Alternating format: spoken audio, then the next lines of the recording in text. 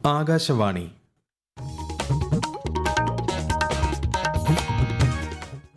നമസ്കാരം. പ്രാദേശിക വാർത്തകൾ വായിക്കുന്നത് പ്രവീൺ കുമാർ.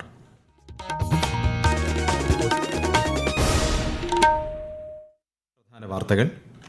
3 ദിവസത്തെ പ്രത്യേക സമ്മേളനം പൂർത്തിയാക്കി പാർലമെന്റിന്റെ ഇരുസഭകളും അനിശ്ചിതകാലത്തേക്ക് പിരിഞ്ഞു. വാൽപ്പാറ അപകടത്തിൽ മരിച്ചവർക്ക് അന്ത്യാഞ്ജലി അർപ്പിച്ച നാട്. പരിക്കേറ്റവർക്ക് ചികിത്സ ഉറപ്പാക്കിയതായി കേരളം, തമിഴ്നാട് സർക്കാരുകൾ. സംസ്ഥാനത്ത് ചൂട് കൂടുന്ന സാഹചര്യത്തിൽ ജാഗ്രതാ നിർദ്ദേശം പുറത്തിറക്കി ദുരന്ത നിവാരണ അതോറിറ്റി. 12 ജില്ലകളിൽ ഇന്ന് മഞ്ഞ ജാഗ്രത.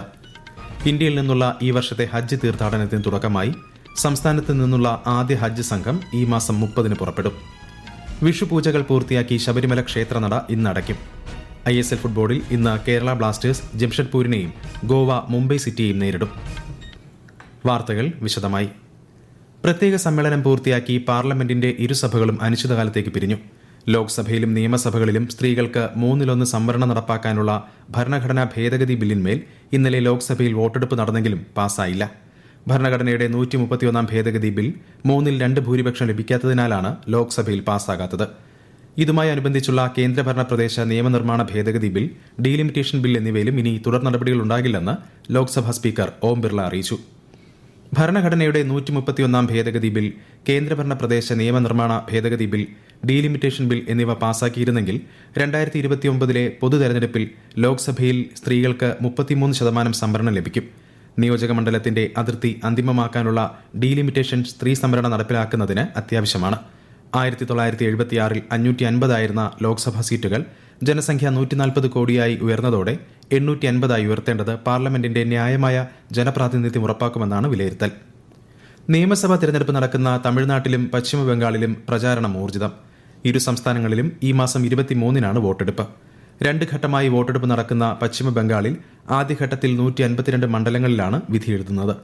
രണ്ടാം ഘട്ട പോളിംഗ് ഈ മാസം 29 നടക്കും. മെയ് 4 വോട്ടെണ്ണൽ. വാൽപ്പാറ അപകടത്തിൽ മരിച്ച 9 പേരുടെയും മൃതദേഹങ്ങൾ മലപ്പുറം പാങ്ങിലെ അമ്പലത്തറ HSSൽ പൊതുദർശനത്തിന് വെച്ച ശേഷം വീടുകളിലേക്ക് കൊണ്ടുപോയി. രക്ഷിതാക്കളും വിദ്യാർത്ഥികളും നാട്ടുകാരുമടക്കം നിരവധി പേരാണ് അന്ത്യാഞ്ജലി അർപ്പിക്കാനെത്തിയത്. മന്ത്രി ശിവൻകുട്ടി, MLAമാരായ PK കുഞ്ഞാലിക്കുട്ടി, മഞ്ഞളാംകുഴി അലി, AP അനിൽകുമാർ, ആബിദ് ഹുസൈൻ തങ്ങൾ, മുസ്ലിം ലീഗ് അധ്യക്ഷൻ പാണക്കാട് സാദിഖ് അലി തങ്ങൾ തുടങ്ങി ഒട്ടേറെ പേർ പൊതുദർശനത്തിനെത്തി അന്തിമോപചാരം അർപ്പിച്ചു. അധ്യാപകരായ അബ്ദുൽ മജീദ്, റംല, ഷക്കീല, അജിത, ആശ, സുഹറയുടെ മകൻ ഹാഷിം, അബ്ദുൽ മജീദിന്റെ ഭാര്യ റുഖിയ, പാചക തൊഴിലാളി സാജിദ എന്നിവരാണ് മരിച്ചത്. ഉച്ചയോടെ സംസ്കാരം നടക്കും. മരിച്ചവരുടെ കുടുംബങ്ങൾക്ക് ആവശ്യമായ സഹായങ്ങൾ സർക്കാർ നൽകുമെന്ന് മുഖ്യമന്ത്രി പിണറായി വിജയൻ പറഞ്ഞു. പരിക്കേറ്റവർക്ക് ചികിത്സ ഉറപ്പാക്കിയതായി കേരള, തമിഴ്നാട് സർക്കാരുകൾ അറിയിച്ചു. സംസ്ഥാനത്ത് ചൂട് കൂടുന്ന സാഹചര്യത്തിൽ ദുരന്ത നിവാരണ അതോറിറ്റി ജാഗ്രതാ നിർദ്ദേശങ്ങൾ പുറത്തിറക്കി.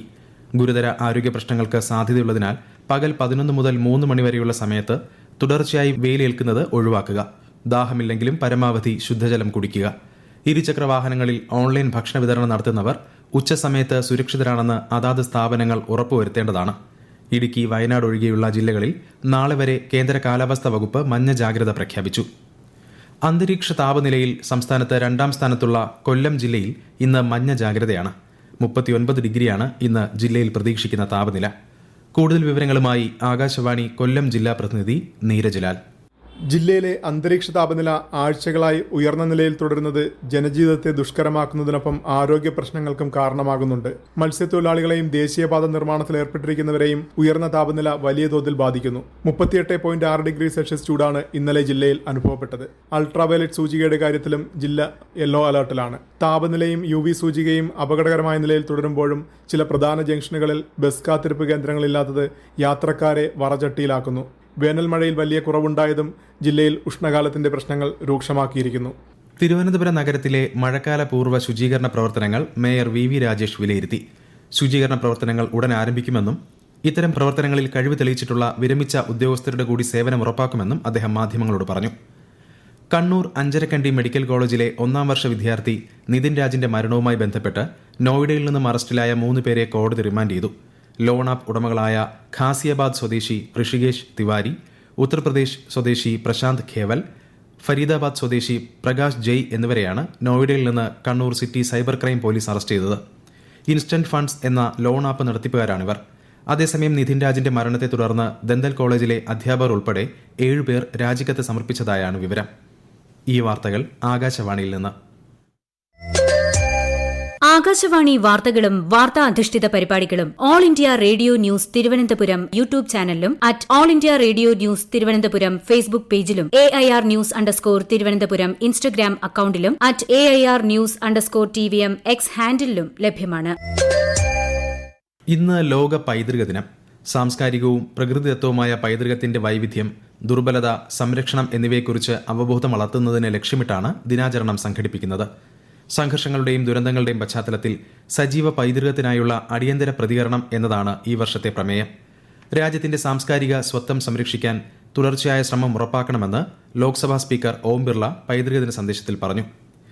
ഇന്ത്യയിൽ നിന്നുള്ള ഈ വർഷത്തെ ഹജ്ജ് തീർത്ഥാടനത്തിന് ഇന്ന് തുടക്കമായി. രാജ്യത്തെ വിവിധ കേന്ദ്രങ്ങളിൽ നിന്നായി 1,75,000-ലധികം തീർത്ഥാടകരാണ് ഇത്തവണ സൗദി അറേബ്യയിൽ ഹജ്ജ് കർമ്മത്തിൽ പങ്കെടുക്കുന്നത്. സംസ്ഥാനത്തും ഹജ്ജ് തീർത്ഥാടനത്തിനുള്ള ഒരുക്കങ്ങൾ അവസാന ഘട്ടത്തിലാണ്. സംസ്ഥാനത്തെ ആദ്യ ഹജ്ജ് സംഘം ഈ മാസം 30-ന് കൊച്ചിയിൽ നിന്നും പുറപ്പെടും.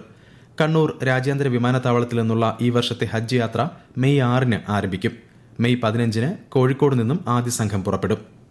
വിഷുപൂജകൾ പൂർത്തിയാക്കി ശബരിമല ക്ഷേത്രനട ഇന്നടയ്ക്കും. ഇന്ന് സഹസ്രകലശ അഭിഷേകം നടക്കും. ഇടവമാസ പൂജയ്ക്കായി നട വീണ്ടും അടുത്ത മാസം 14-ന് തുറക്കും. കണ്ണൂർ കൊട്ടിയൂർ വൈശാഖോത്സവത്തിന്റെ സുഗമമായ നടത്തിപ്പിനായി വിവിധ വകുപ്പുകൾ ഏകോപിപ്പിച്ച് പ്രവർത്തിക്കാൻ നിർദ്ദേശം. ജില്ലാ കളക്ടർ അരുൺ കെ വിജയന്റെ അധ്യക്ഷതയിൽ ചേർന്ന യോഗത്തിലാണ് നിർദ്ദേശം നൽകിയത്. വിശദവിവരങ്ങളുമായി ആകാശവാണി കണ്ണൂർ ജില്ലാ പ്രതിനിധി KO ശശിധരൻ. ഭക്തജനങ്ങൾക്ക് മതിയായ സുരക്ഷ ഒരുക്കുന്നതിന് കൂടുതൽ പോലീസുകാരെയും ഫയർഫോഴ്സിന്റെ സ്കൂബ ടീം ഉൾപ്പെടെയുള്ളവരെയും വിന്യസിക്കുന്നതിന് യോഗത്തിൽ തീരുമാനമായി. കുടിവെള്ള പ്രശ്നം പരിഹരിക്കുന്നതിനും ക്ഷേത്ര പരിസരത്തും വഴികളിലുമുള്ള അപകടാവസ്ഥയിലുള്ള മരങ്ങൾ മുറിച്ചുമാറ്റുന്നതിന് വനംവകുപ്പ്, ഫയർഫോഴ്സ്, ദേവസ്വം എന്നിവയുടെ സംയുക്ത പരിശോധന നടത്തുന്നതിനും കലക്ടർ നിർദ്ദേശം നൽകി. ഗ്രീൻ പ്രോട്ടോകോൾ പാലിച്ച് ഉത്സവം നടത്തുന്നതിന് ശുചിത്വ മിഷൻ നടപടികൾ സ്വീകരിക്കണം. BSNL സേവനം മെച്ചപ്പെടുത്തുന്നതിനാവശ്യമായ നടപടികൾ സ്വീകരിക്കണമെന്നും KSRTC മതിയായ ഗതാഗത സൗകര്യം ഒരുക്കണമെന്നും കലക്ടർ നിർദ്ദേശിച്ചു. ISL ഫുട്ബോളിൽ ഇന്ന് കേരള ബ്ലാസ്റ്റേഴ്സ് ജംഷഡ്പൂരിനെയും ഗോവ മുംബൈ സിറ്റിയെയും നേരിടും. IPL ക്രിക്കറ്റിൽ ഇന്ന് 3:30-ന് ബംഗളൂരുവിൽ നടക്കുന്ന മത്സരത്തിൽ റോയൽ ചലഞ്ചേഴ്സ് ബംഗളൂരു ഡൽഹി ക്യാപിറ്റൽസിനെ നേരിടും. ഹൈദരാബാദിൽ രാത്രി 7:30-ന് ആരംഭിക്കുന്ന മത്സരത്തിൽ സൺറൈസേഴ്സ് ഹൈദരാബാദ് ചെന്നൈ സൂപ്പർ കിങ്സുമായി ഏറ്റുമുട്ടും. സ്വർണ്ണവില ഉയർന്നു. പവന് 600 രൂപ വർദ്ധിച്ച് 1,14,240 രൂപയും ഗ്രാമിന് 14,280 രൂപയുമാണ് ഇന്നത്തെ വില. പ്രധാനമന്ത്രി നരേന്ദ്രമോദി ആകാശവാണിയിലൂടെ ജനങ്ങളുമായി ആശയങ്ങൾ പങ്കുവയ്ക്കുന്ന പ്രതിമാസ റേഡിയോ പ്രഭാഷണ പരിപാടി മൻ കി ബാത്തിലേക്ക് ഈ മാസം 24 വരെ ജനങ്ങൾക്ക് അഭിപ്രായങ്ങൾ പങ്കുവയ്ക്കാം. 1800117800 എന്ന ടോൾ ഫ്രീ നമ്പറിലൂടെയോ നരേന്ദ്രമോദി ആപ്പിലൂടെയോ MyGov ഓപ്പൺ ഫോറം വഴിയോ ആണ് നിർദ്ദേശങ്ങൾ പങ്കുവയ്ക്കേണ്ടത്. ആകാശവാണി തിരുവനന്തപുരം പ്രാദേശിക വാർത്താ വിഭാഗം അവതരിപ്പിക്കുന്ന പ്രത്യേക പരിപാടിയായ നല്ല വാർത്ത എല്ലാ ശനിയാഴ്ചയും വൈകുന്നേരം 6:40-ന് പ്രക്ഷേപണം ചെയ്യുന്നതാണ്. ഇന്ന് 6:30-ന്റെ പ്രാദേശിക വാർത്തകൾക്ക് ശേഷം നല്ല വാർത്ത കേൾക്കാവുന്നതാണ്. വയനാട് ദുരിതബാധിതർക്ക് കൈമാറിയ കൽപ്പറ്റ ടൗൺഷിപ്പ് വീട്ടിൽ വിള്ളൽ കണ്ടെത്തിയെന്ന പരാതിയിൽ പ്രതികരണവുമായി മന്ത്രി K രാജൻ. വീട് ദുരിതബാധിതർക്ക് കൈമാറിയിട്ടില്ലെന്നും വിള്ളലല്ല ഉണ്ടായതെന്നും മേൽക്കൂരയിൽ വെള്ളം ചോർന്നു വന്ന പാടാണെന്നും മന്ത്രി പറഞ്ഞു. ഇത് പരിഹരിക്കാനുള്ള നടപടികൾ കൈക്കൊള്ളുമെന്നും മന്ത്രി പറഞ്ഞു.